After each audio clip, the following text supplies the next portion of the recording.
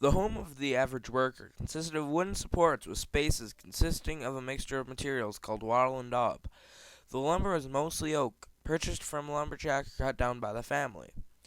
The wattle of the house consisted of mainly willow or oak sticks woven together to form a type of mesh which stood up to the elements and provided some sort of insulation in the winter.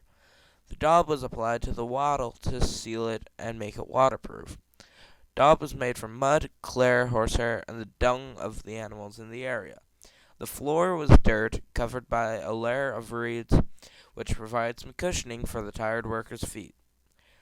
The roof was made of similar types of woven reed and daub combinations or shingles made of wood or slate.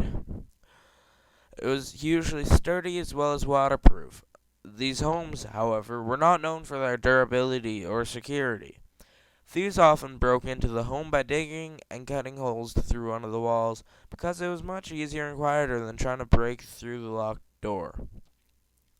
The house could either be 1 or 2 stories high, and if there was a second floor, it was usually a loft or attic of some kind, used mainly for storage and occasionally for sleeping. A cooking fire or peat or wood burned drearily day and night in a clearing in the middle of the dirt floor. The smoke seeped out through an opening in the roof called a louvre, I believe it's pronounced, allowed the smoke to escape. In almost every craftsman house, from where most of them distributed their goods, there was a large frontal window with 2 horizontal shutters, which folded out to create an awning and a small counter to sell their items from. It was much less expensive to be a craftsman if you did not have to pay for the additional expense of another separate building to work in. The poorest people lived in one-room huts. Slightly better off peasants lived in huts with 1 or 2 rooms. There were no panes of glass in the windows, but only wooden shutters, which were closed at night. The floors were of hard earth, sometimes covered in straw for warmth. The peasant's wife cooked on a cauldron suspended over the fire, and the family ate from wooden bowls.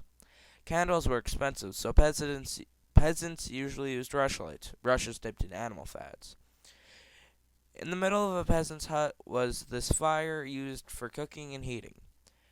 There was no chimney, instead smoke escaped through a hole in a thatched roof. Any furniture was very basic. Chairs were very expensive, and no peasant could afford one, so instead they sat on benches or stools. They would have a simple wooden table and chests for storing clothes or other valuables. Tools and pottery vessels were hung on hooks. The peasants slept on straw and they did not have pillows. Instead, they had to rest their heads on wooden logs.